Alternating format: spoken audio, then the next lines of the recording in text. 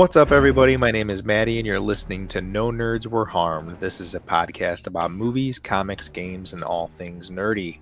I am here with my co-host, Tyler. What's up? We are also here with our producer, Sam. Hello. Tyler, let everybody know what we got for them today. We are covering Knock at the Cabin, M. Night Shyamalan. We have been waiting to do this episode because this movie actually came out February 3rd, so we've been dying to tell everybody what's going on in this movie. But like Tyler said, we're covering this. We got nerd news, replay watch, and letting everybody know what's going on in the next episode.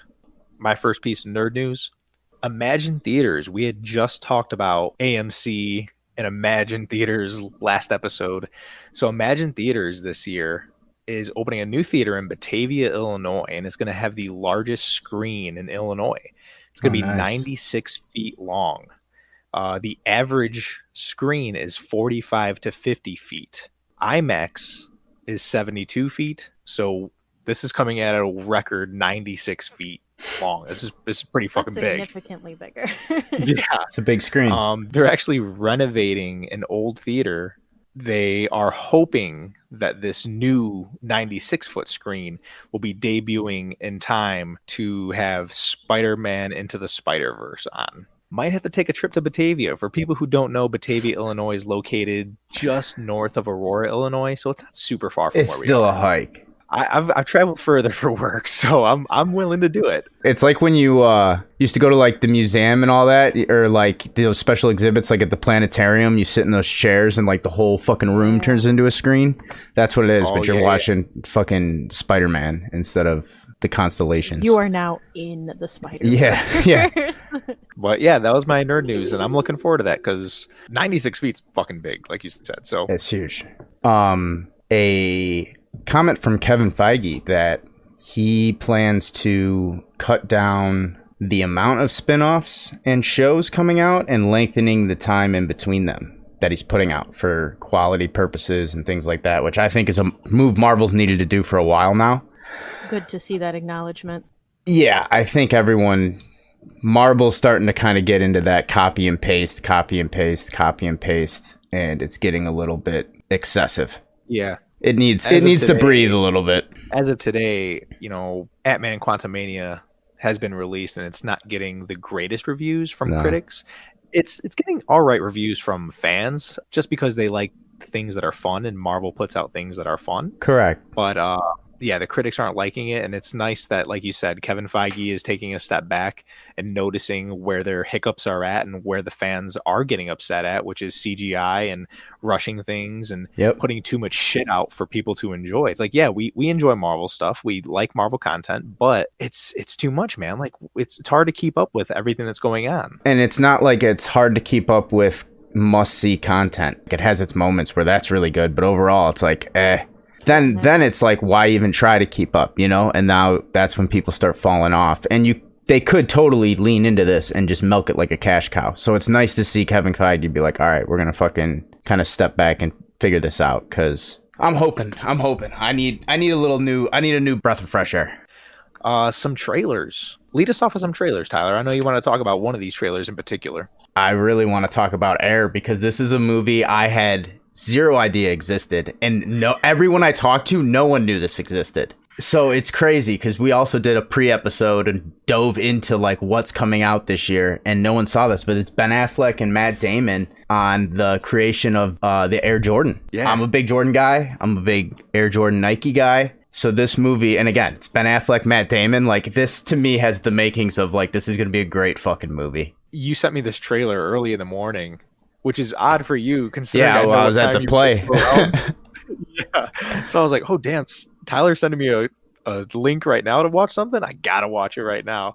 And I was blown away because, like you had said, Ben Affleck, Matt Damon, that's a fucking duo in its own. But then it's talking about something that iconic, is hot, like Michael Jordan. Yeah, this iconic thing. And it hasn't been done. Like, that's what's crazy too. Like, this has never been talked about, but it's such a big thing. Like, think it put Nike on the map and all that. So I can't wait. I think this is gonna be an awesome movie, and the cast is stellar. Yeah, that comes out April 5th. So it's something that's crazy. Like you said, that's right around the corner. Over Flew way under the radar. The next trailer we wanted to talk about is Fast X.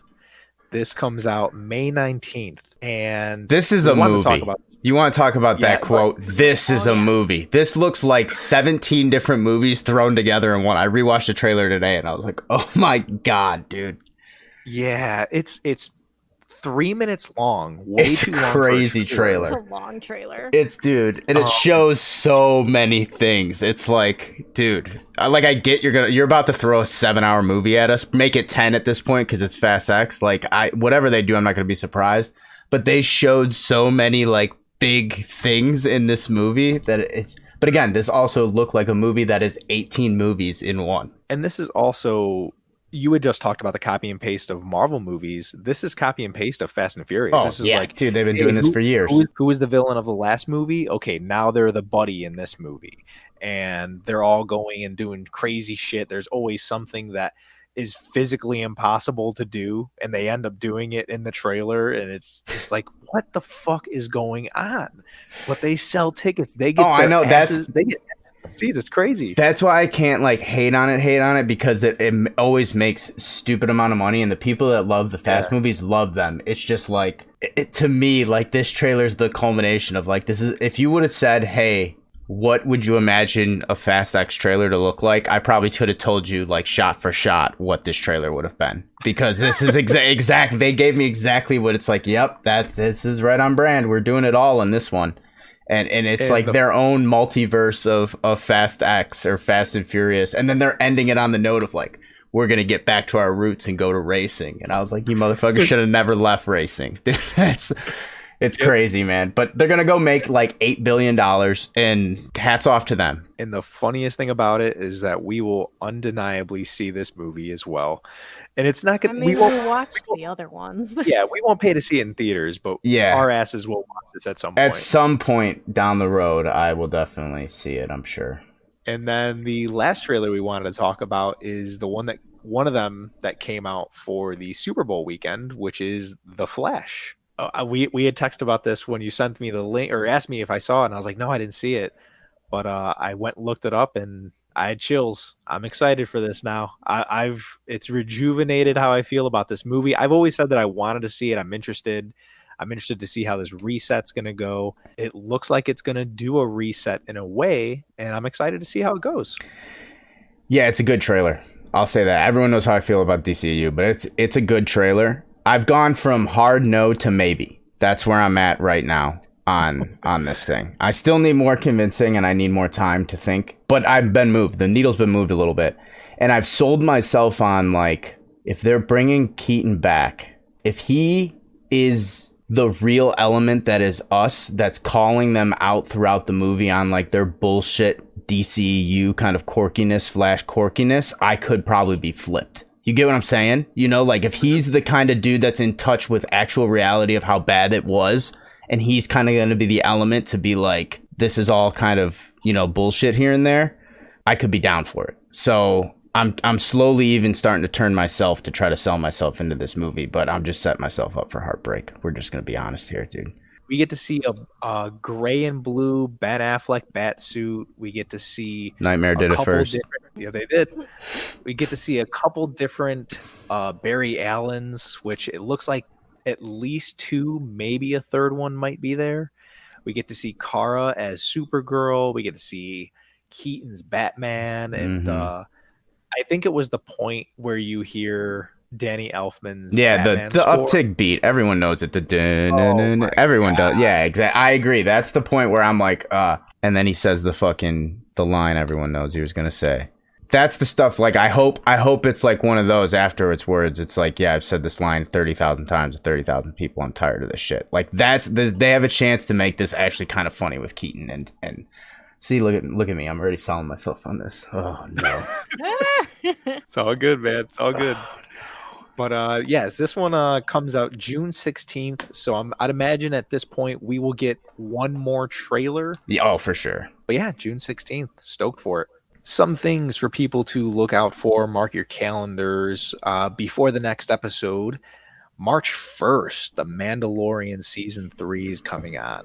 That'll be on Disney+. Looks fucking awesome. On March 3rd, Creed 3 releases in theaters. And I've seen some reviews from people who got to see pre-screeners for this, and I've heard great things. I'm excited for this one. I heard Jonathan Majors is absolutely breathtaking in it, and I heard that Michael B. Jordan does a good job directing. On the 10th, there's actually a few things coming out. 65, the one with Adam Driver and dinosaurs, is going to be coming out. And we're excited for that because we like Adam Driver and dinosaurs. Yes, sir. And then the last thing that's going to be coming out is Scream 6. No surprise here. I read some spoilers. Not sure if they're true, but go see it if you want. If you don't, come talk to me. I'll tell you what happened. Matty's DMs are open. Yep. And then my last piece of nerd news ties into our topic of Knock at the Cabin because it involves the director of it, M. Night Shyamalan. Not too long ago, M. Night signed a first look deal with Warner Brothers. This is a deal that is very sought after in the film industry. Directors, actors, producers, writers, they want a deal like this. Essentially, what a first look deal is that your talent talks to the production company and they tell them, hey, these are the projects I want to do. And the production company could say that, yes, we'll back this one up, we'll fund this one. If they're not into that, the director or the talent also has the rights to look at what's passing over their desk and say, I like this one, I want to do this one.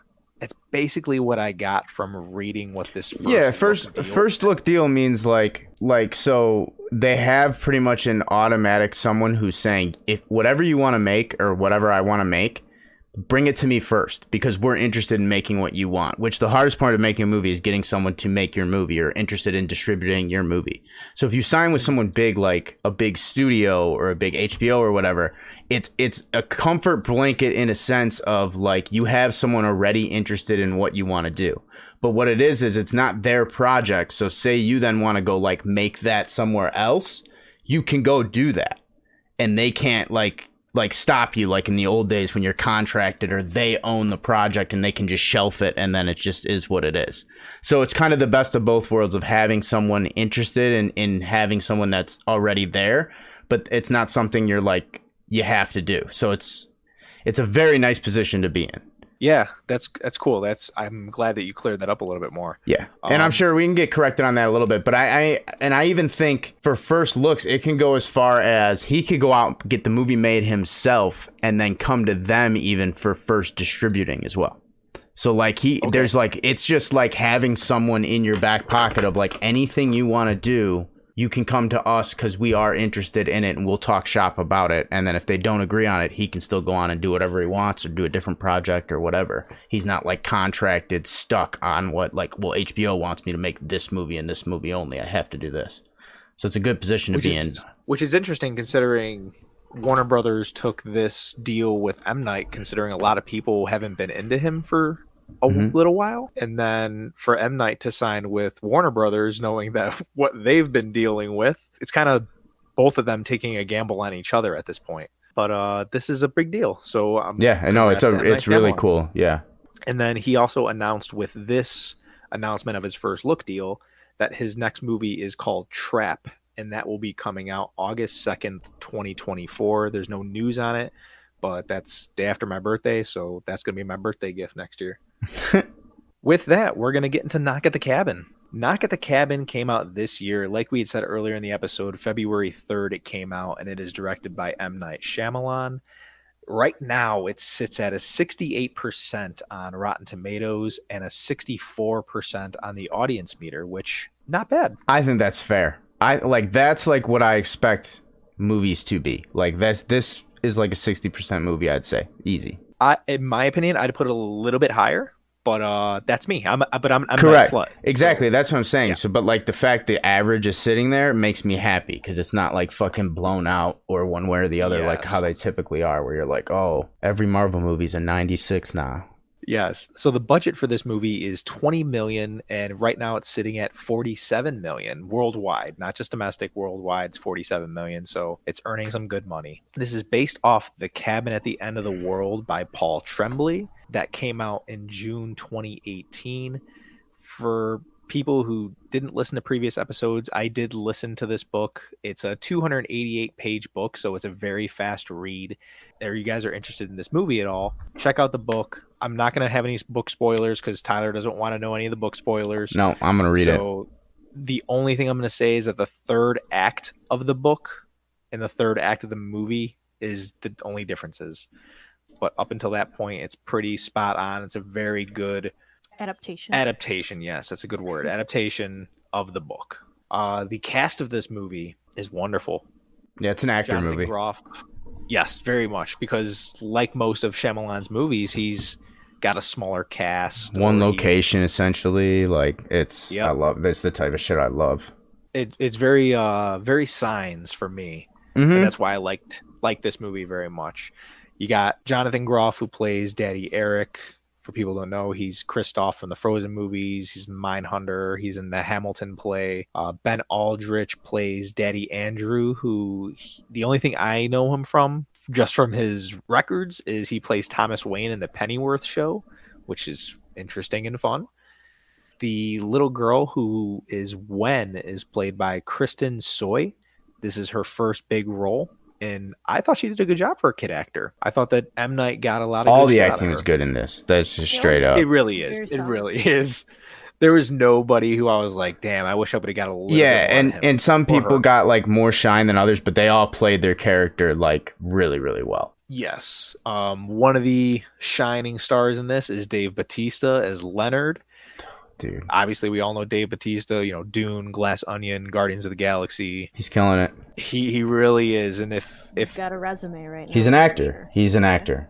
Like, the He is. conversation's over. The dude's transitioned to acting. It's just point blank. Yep. If anyone had doubted him as like, okay, this guy can't be an actor, I think that this is something that they should see.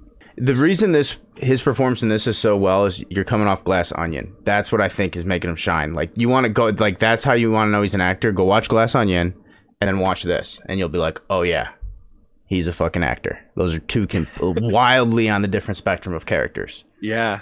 He's got a range. These are just names to everybody right now, but when we're referring to them in our description of scenes, it'll help you guys out a little bit more. Rupert Grint, he played Redmond. We all know who played Ron in the Harry Potter films, as well as Happy Christmas. He was acting. Yep. Happy Christmas, Harry.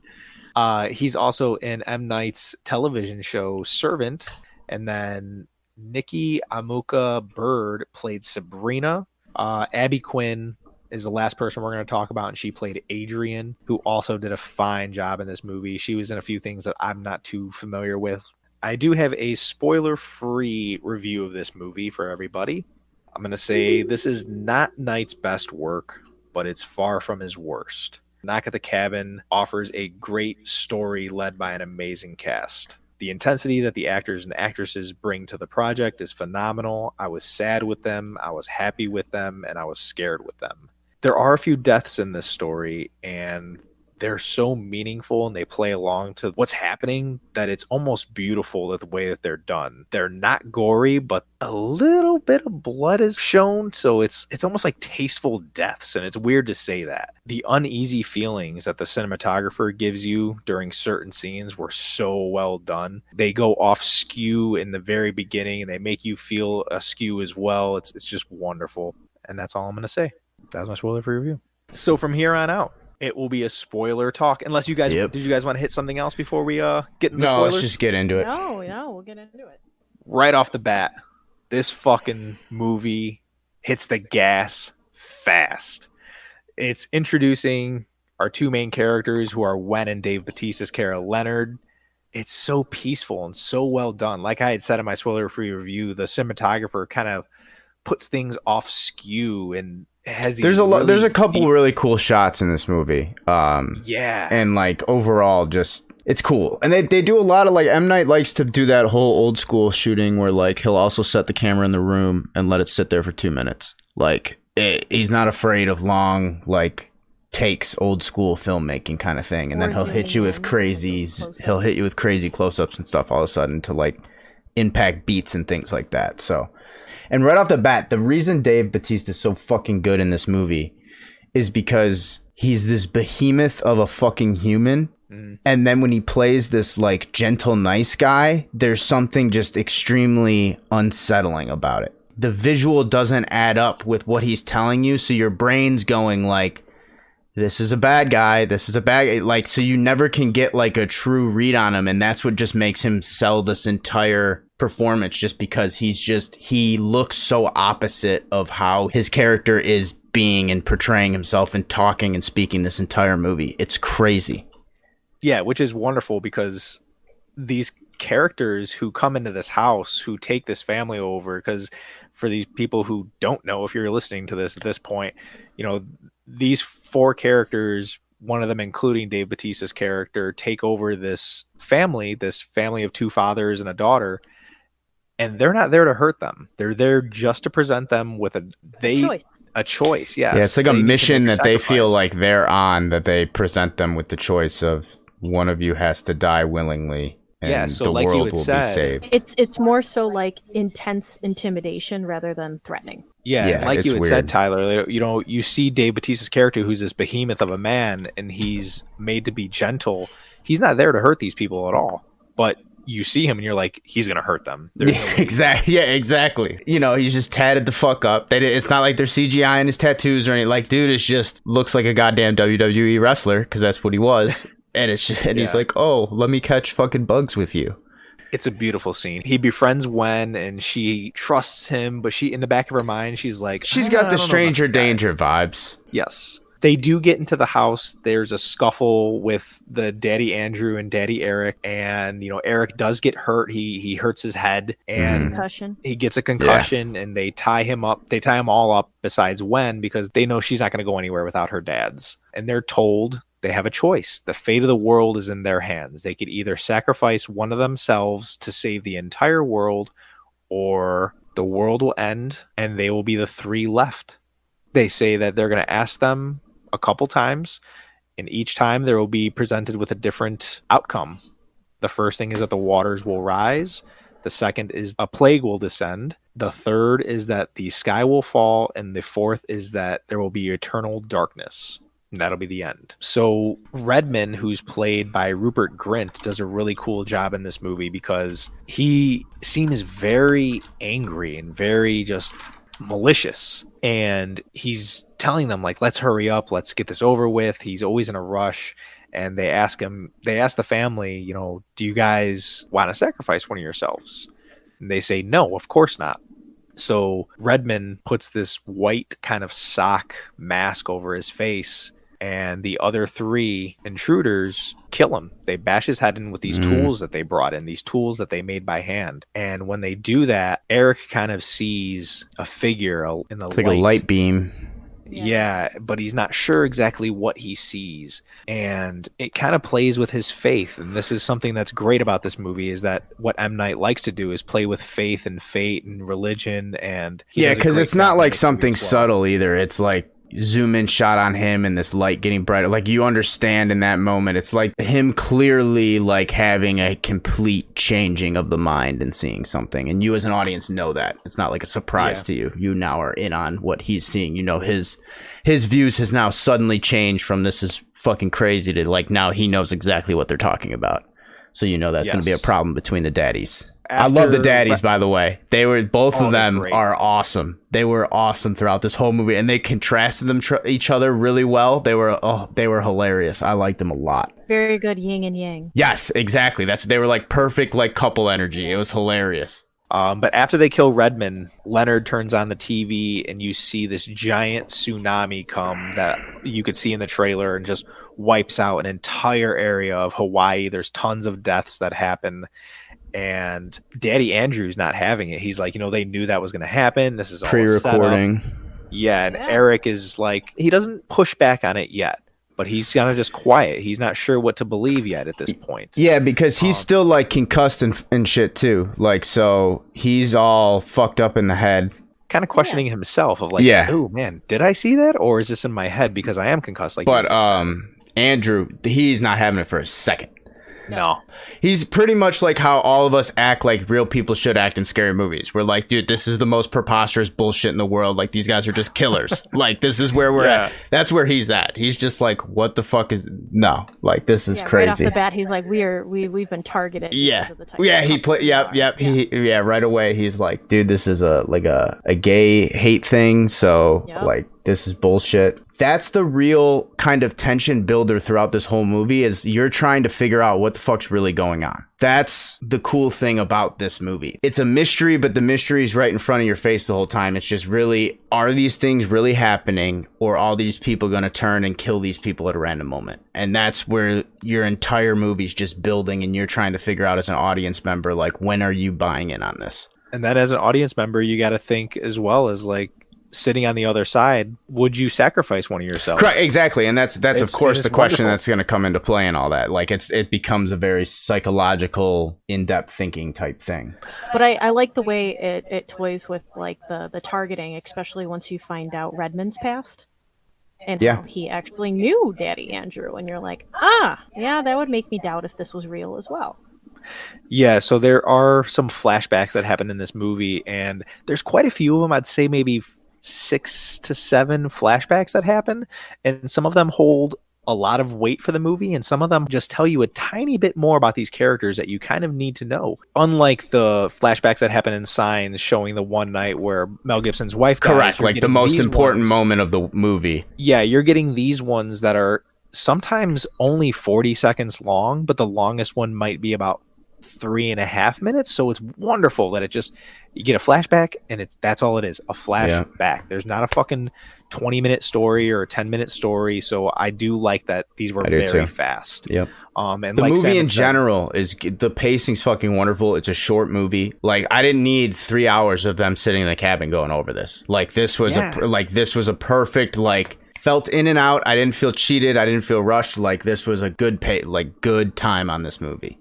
Yeah, at an hour and 40 minutes long, this didn't feel like I was sitting in my seat saying, hurry the fuck up. No. And when I ended, I didn't say, oh man, that's all I want, a little bit more. No. So perfect. I love it. Like you said, the pacing is great. There is a flashback that shows Redmond, who's played by Rupert Grint's character, kind of confirms that he knew Andrew beforehand, and they do use that to try to convince these people, that these intruders, that hey, this is all set up. He just wanted to kill me. He just wanted to have a hate crime on me. Yeah, because like the flashbacks, him beating the shit out of Andrew randomly at a bar with a bottle because he's gay. He's just like a piece of shit, like dock worker from Boston, the most like opposite Ron Weasley you could get. And so like, yeah, so Andrew's like, that's the dude who fucking once again range whooped my ass 10 years ago or whatever. Like, this is just some crazy drastic plan, because all of them are unsure about each other too. Like, you find out pretty quickly, it's not like The Strangers where it's a family rolling together. Like, there are all these people who came together from this vision to meet at this certain place and all have experienced the same thing, so know that it's destiny. But now Andrew's like, dude, you guys are all getting bamboozled, but from the internet and group chats and all this shit, because this guy's just coming after me because I'm a target. He's been after me for years. Like, he got thrown in jail because of me, kind of thing. Yeah, which that's actually pretty cool too. The fact that you brought up the visions, they all have their own visions, and I really like that about the opening credits of this movie.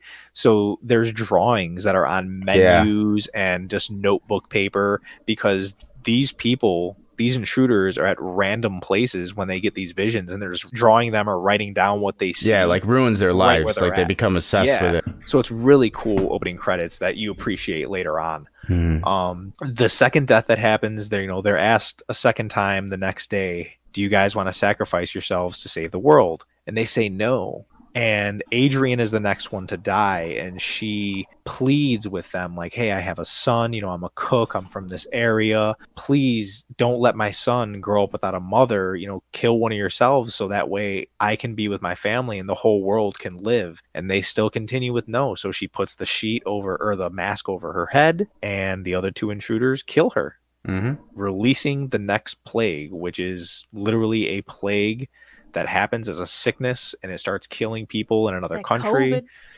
Yeah, like COVID. targets like children and shit too. It's like children are like really susceptible to it. And we see that on the TV because Leonard turns it on again, and Daddy Andrew is still convinced. Yeah, he's still like pre-recorded bullshit. Like, yes, they knew when this was going to be on TV. Because they make a a point very early to be like, you have no cell service out here. Like, they don't have cable and shit. Like, so it's all like the fact that this shit could be pre-recorded could honestly be the thing, because they're not up to date on anything that's happening in the world where they're at, kind of. Yes. So Andrew, at some point, this is the next day, and throughout the entire night, they've been working on their knots that they're tied up in the chairs in, getting looser and looser. And there's a scuffle that happens, and Andrew gets out of the house. He gets to his truck that's outside, and he had a gun. He brought a gun with him on the trip just in case. And he gets the gun.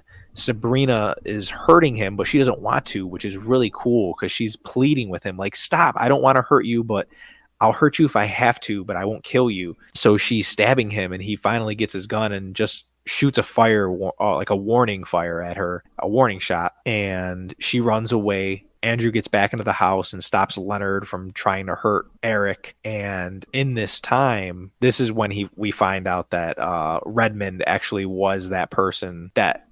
Yeah, because the whole time Andrew wants them to check the ID, and Leonard is basically like, even if he is, it doesn't matter. We have our mission. We have to fucking carry our mission. We can't doubt our own mission. So he just acts as it of like, we know what we have to do. We're not going to even start getting into that fucking side drama. Because, like, people start slowly cracking of, like when they first watch the tsunami video, the tsunami doesn't come right away. It's just a big wave, and then it goes down, and they're like, it's not happening. Like, what the fuck? This isn't what we saw. And then the big one comes. So there's doubt within the ranks of them.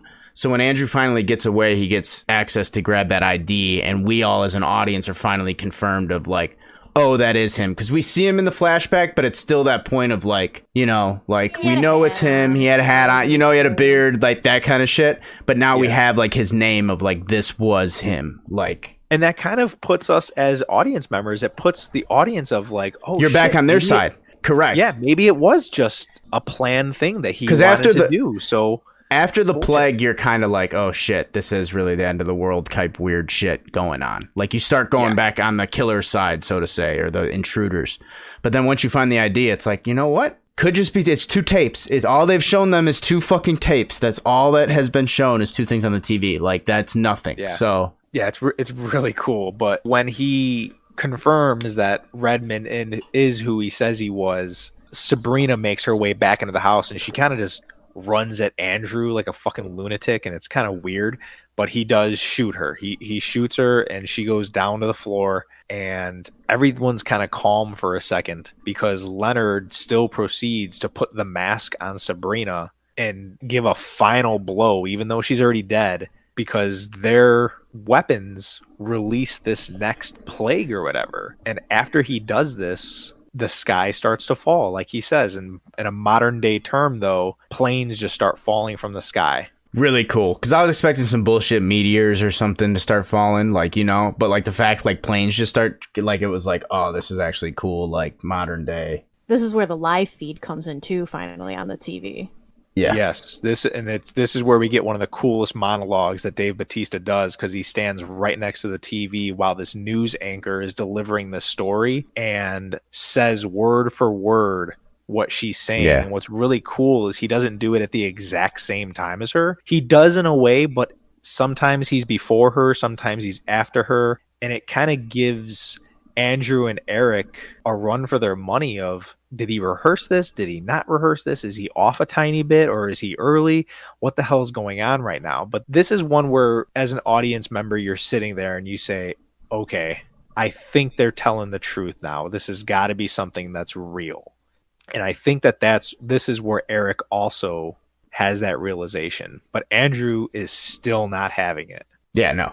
That's why I respect him, because, like, you see that glint in his eyes, but his mouth is. But that's what I'm saying. He does the common sense thing of being like, no, this is fucking ridiculous. Like, he plays like all the right type of moves almost. It's just crazy because it's like,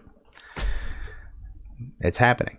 Like, what are you gonna do? Like, it's the one time it's happening, dude. Like, there's a scene towards the end, and they all go outside. It's Andrew, it's Eric, it's Wen, and it's Leonard, the last of the intruders. And Leonard tells them, there's still a little bit more time but I have to off my myself, time, basically. Yeah, It's that's my why he goes time. outside. He's like, I'd like to do this last part outside. And instantly, you're like, yeah. oh, fucking Leonard, this is about to happen. Like, Leonard's about to do his thing. Because again, at no point is Leonard like, I'm going to kill these people. Because he could at any point. Like, everyone's trying to break in the house, and Batista breaks down the goddamn, like, door to the basement and just comes in the house. It's like, if this dude wants to kill you, it's over. It's always a sense of peace towards the end of the movie, especially because you know he's not doing anything. So you're just kind of like taking him for what he is. He goes out onto the back porch and again starts getting in his little monologue mode, and it's just They tell Wen beforehand. They're like, "Hey, Wen, go in the treehouse," because they know something. Because they know Batista's about to do, or Leonard is gonna. Yes. So this shot is so cool, and this is what I said in my spoiler-free review, that there's gore that happens in this movie, but it's almost tastefully done. It's all in suggestive. A weird way to say. They center this shot at the bottom of his collarbone down to his stomach, and he slits his throat, and you see the blood pour into your shot, and you can kind of see him struggle, like convulsing, and it's just so well done. But before he does this, he does tell them, "Hey, you'll have a little bit of time to make your final decision after I'm gone. Mhm. So But if you are, don't work hesitate, quick." yeah. Yes. So he dies, and Eric and Andrew make their way into the house. And this is where Eric tells Andrew, "I believe them. I know I'm concussed, but I may have saw something in the light." And Andrew's like, "What the hell are you talking about? Don't tell me that you believe in them." But then he tells him, like, "I kind of believe them too. I don't think you're 100% wrong." So Eric tells Andrew that these 4 intruders are just the 4 horsemen of the apocalypse. Redmond is malice, Adrian is nurturing, Sabrina is healing, and Leonard was guidance the entire time. They were just there to be their friends before they die, to help them see what they needed to see. And Eric tells Andrew, "I want to die. I want to sacrifice myself," which obviously 2 people in love don't want that. They're not going to let the other one go. But he tells Andrew, "I had this vision of Wen, and she's older, and you were there with her, and she's in love, and you guys are happy. She has the life she dreamed of. It's his peace of mind. Let me die with this in my mind. Let me die with Yeah, this like he's memory." seen like the fucking future, basically, of how it's all gonna play out, and like He has a vision. it's all good. Like if he's gotta die, so all this happens, it's not like some crazy choice they're making. Like he's totally like, I'm perfectly okay with this choice. And there's a moment of hesitation that happens, and it's not exactly clear because it does cut away, but he is shot, and it's very sad. This was such a fucking emotional scene. Sam and I think we ugly cried at this part. I did. I had tears to the titties. Tears to the titties. Andrew goes and gets Wen in the treehouse, and she asks if Daddy Eric saved everyone, and he kind of just hugs her and comforts her. And at this point, like Tyler had said, the sky is turning black. There is lightning everywhere, and you're not 100% sure if they stopped it in time. You're kind of left guessing. But M. Night continues the story, and Daddy Andrew and Wen, they find the truck that the intruders came there on, and what's really cool is when they get to the truck, they look in the back seat and they find all their bags. And you could see a picture of Leonard and his 2nd grade basketball team, because it's all the shit that they had mentioned before is confirmed. Like no one was bullshitting anything. Yeah, we know that one of them, correct. Yeah, exactly. Badge, one of them was a cook. The picture of her kid, and then we've already confirmed that Redmond was somebody else from his ID. So it was really cool to see that these were just normal people from different areas of the country. Yeah, but it also gave truth, though, to know that Redmond wasn't just fucking like gay witch hunting them. He also was actually someone that had these visions and shit. Yeah, very true. He was innocent on that time alone. His other crimes I can't attest for. But they drive off to a diner, and when they get to the diner, we see that everyone in the diner is watching the news. They're seeing that people are overcoming these disasters, that the planes all of a sudden came back, their computers came back on, and they were able to land safely, and that people were surviving the tsunami that happened, and the pandemic is kind of going away. You're confirmed now that this whole thing is over with. Daddy Eric did save everybody. Hashtag no bullshit. Yes. They decide they're going to leave. They're not exactly sure where they're going. And there's a really touching scene because one of the songs that's in the movie they play in the car is playing on the radio, and Danny Andrews shuts it off because it reminds him of Eric. So he shuts it off, but Wen turns it on and then turns it back off because they're not sure. Like, this is a wound that they don't want to open right now, but they turn it back on and they just drive off into an uncertain future. And that's the end. It's a beautiful movie. And that's the thing I liked most about this movie. Like I was saying, that everyone's waiting for the M. Night twist, and there's never a twist. And it was the best part about it. Like, that's what I liked about it. It was like, okay, like, here we go. Conclude.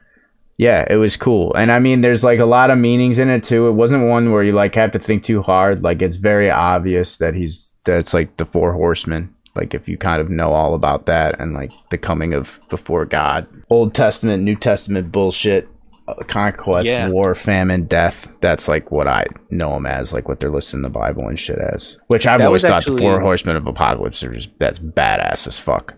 Send out. That was actually something. This isn't a spoiler for the book, but even when I was reading the book and they reveal that, I was like, oh shit, I didn't even see that coming. And as well as I've heard a lot of people when they watch this movie, they're like, why didn't I guess that from the beginning? Correct. Of the movie? As soon as like it clicks in your head, you're like, duh.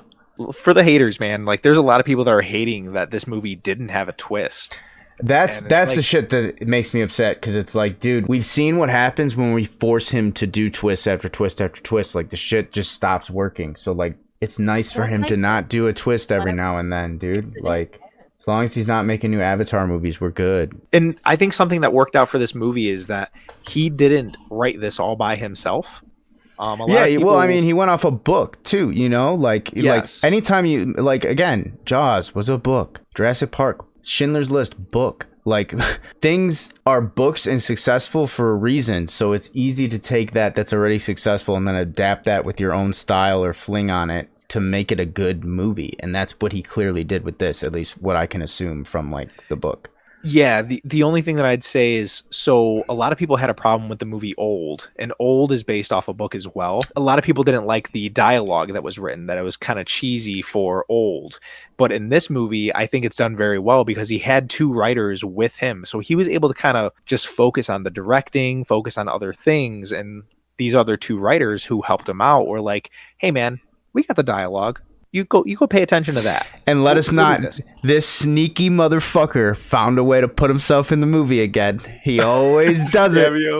He got in there again. I laughed. And Lauren was like, why are you laughing? I was like, he does this in every movie. It's hilarious. It was a well done one. He's like he's the infomercial for people who don't know. This one's a little bit more of like actual what most director cameos are like. Like Signs, he put himself as one of the main fucking catalysts of the movie. Yeah, he kind of Alfred Hitchcocks his way into the movie. Oh, every time. It's wonderful. But like I said earlier, this is it's a very intimate story, and I think that's what really works for this, is that you're not getting a ton of characters, essentially getting 7 characters that you're paying attention to, and they're offing themselves throughout the movie. So you're getting less and less, and you're getting more and more. Who did you guys think was the MVP of this movie? Who was your favorite? Leonard. Dave Bautista.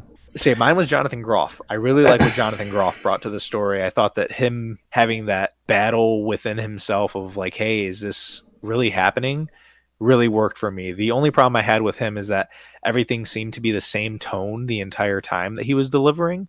But that also goes with Leonard. I did love Leonard. Leonard is my close second of MVP. The way that you're watching this behemoth of a man be this second grade basketball teacher who's not super kind, super like Mr. Rogers type, like he's wonderful. And I think that, and it's not giving spoilers away for the book either, but I think that if you liked Leonard's character in this, you're going to be upset because what they could have done with Leonard's character and what they could have done for Bautista as an actor would have been wonderful if they would have done it in the movie. So I look forward to reading the book at some point and being like, oh shit, yeah, that'd have been pretty cool. But the last thing I'll say about the book is that compared to the movie, I'm not sure which one I like more. They're that's interesting. On that line of like 49, 51%.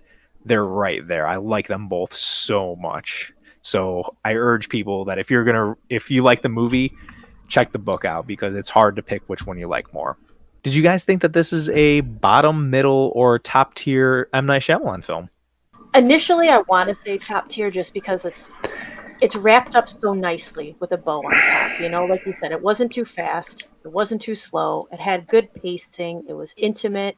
It gives good conversation amongst family and friends after the movie.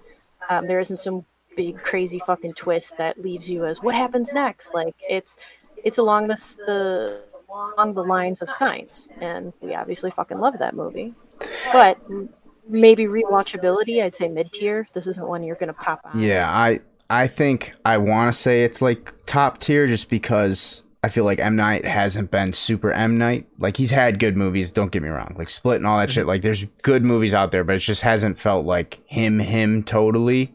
And this one felt way more like we're getting there, but I think that's why I'm ranking it higher. But, like, is this movie a Sixth Sense or a Signs? No way. You know what I mean? So, like, if that's going to be the top tier, like, I'm going to have to go mid tier, but it's flirting with top tier. Like, it's I very, very much enjoyed this movie. Like, the tip is in. Yeah, essentially. They're, like, soaking, like Mormons. I'm on board for that. I'm right on the same page with you guys. This is middle tier, but it is playing with that top tier part. Yeah. Like, it's just right there tickling it. Obviously, the M. Night slut that I am, I want to go higher, but I think that when I watch this a second time, I'll say, oh yeah, you know, it is just good. It's not great. Or you'll go and watch Signs again and go, fuck yeah. Yeah. So you guys recommend people see this movie, though? Yeah, it's good. I do. You don't need to go see it in theaters if you're not a huge M. Night guy or anything. It's not a theater movie. No, but if someone were bored and we're like, hey man, I got nothing to do this weekend, I'd be like, you know what, go see this. It's good. You don't feel cheated watching this movie in a theater or paying for it. I think it'll be hard to try to convince people who have a bad taste in their mouth from M. Night to say, oh, I know he made this movie and this movie, but believe me, this movie is a good movie and it's worth seeing. This is one people need to see on their own, and then they go, oh, actually, he's actually back to where I like him. And then from then on, you can convince them to go see the next one in theaters. I agree. But yeah, everyone, that was Knock at the Cabin. We do recommend it. Like Tyler had said, maybe wait for it to come out on streaming. I'm sure it'll be out soon. I'm sure. Yeah. That doesn't feel like a movie that's going to hang around in theaters for months. So I was proud that it took away first place from Avatar 2. I was like, oh shit. People love Batista right now. People fucking love Batista. Yeah. And rightfully so. But like, that dude is playing his fucking cards right. Yep. I can't wait to see what he ends up really getting into now. Yeah, absolutely. I agree 100% with that. We're going to move on to our read, play, watch. My read is a comic that's called Batman Killing Time. Sam actually read this with me as well. So this is written by Tom King, and this is the guy who wrote the Supergirl comic that James Gunn is basing his DCEU or his new DCEU, whatever the fuck he wants to call it, off of. This is a Batman Year 2. It's got Catwoman, Riddler, Penguin, and it also introduces a brand new villain that people have never seen. It's a weird caretaker type dude, and he's called the Help. But he puts Batman in his place, man. He beats the fuck out of Batman, but he also respects Batman because he knows what he's learned and he's been taught by the same teachers. He's like, oh, that's a little bit of Ra's al Ghul as he's beating his ass. And you're like, what the fuck is going on? But he doesn't kill Batman because he's not there to kill Batman. He's there to do something else. But when he's there, he's like, I'm not going to kill you. I'm just here to do this, but I'm going to put you in your place and let you know, stay the fuck out of my way. But it's a really cool story. The way it's told kind of out of order, like a Pulp Fiction type thing. I was just gonna say, it's like a Quentin Tarantino telling of. Yeah, it's narrated by a character who deals with time. So every time you get to a different page, it's saying the date and exactly what time it is to the minute. And then it'll go, the next page will be 3 minutes before from somebody else's perspective. But it's a 6-issue run. It's a book now, so you could pick it up for like $20. What's it called? It's called Batman Killing Time. I really enjoyed it. I think Sam enjoyed it as well. I did. It's a quick note story, but all the things, like, I think reading it all in one shot is going to be a lot more enjoyable than doing the 1 week issues like we did. Yeah. It'll be a lot easier, especially with all those timestamps. If you read it all in one shot, it's more cohesive. You won't forget anything. We have some DLC that came out. February 23rd, the DLC for Marvel Midnight Suns, which is so far I think probably my game of the year. It's right. There's a couple up there, but so far that's the game that I've been most impressed with. Venom's out. We got Deadpool in the last DLC. It was kind of short, but it was a new character. He's in the roster now, so you get to use him. So Deadpool was really fun, and now we get Venom, who in the main campaign story is a villain you fight against. So you kind of know his moveset and have seen how he is and all that, but you didn't get to play with him. Now the tables have kind of turned, and in true Venom fashion, he's just siding up with whoever he's got to side with to get what he wants done. So excited. Yeah. And then the other DLC is Disney Dreamlight Valley's DLC. They just started their new season. They called it the Friendship Update. It's kind of lame. On brand for Disney though. But they've introduced some new characters since then. So we've gotten Stitch has popped up now. I believe Simba. I think Simba's the new one on his way. So yeah, so they're starting to expand Woody as well. So we're getting new Disney characters. People are excited if you're playing that game. How's that Hogwarts Legacy? It's good. It's really good. It's like being a wizard. There's no way to put it. I am. This is my thing. People have fucking came at me so much for playing this game that now they bane me. They wanted a fucking bad guy playing a wizard. They've gotten a bad wizard. I am Slytherin. I'm fucking the most mischievous wizard that Hogwarts has ever seen, and I kill all of the goblins and any dark magic user that comes my way. It's great. It's great. Oh, dude, I'm walking around that campus with a big wand. Let me tell you that. Let me tell you that. It is no, but it's crazy. Like you get to it's like literally enrolling in Hogwarts. It's surreal. If you're not playing it for your own reasons, I respect that totally, but don't fucking come at me for playing a video game. No, because at the end of the day, don't shit on the people who actually made the game. Correct. Yeah. Because it is a fantastic game. And that's what's going to shake things up, because I think that may actually go on to win Game of the Year. And that'll be a fucking wild scene to see. The world's going to burn. So be an interesting we'll see. No, for real. It's going to it is going to be very, very interesting. So, yep, that's it for games. So for our watch, Sam and I just checked out the movie The Unbearable Weight of Massive Talent. The one with I hear Nicolas this really Cage. good. I hear this really good. Shit was funny. That's we what I went hear. into this movie not expecting much, and I hear Pedro Pascal's hilarious. Absolutely wonderful. Yep. The facial expressions. Yep. Wonderful. Yep. So it started off pretty slow, and I wasn't too into it. And it wasn't until Pedro Pascal got into the story that I really started to hook on. And now looking back at it, I'm like, okay, I understand why it needed to be as slow as it was in the beginning of the movie.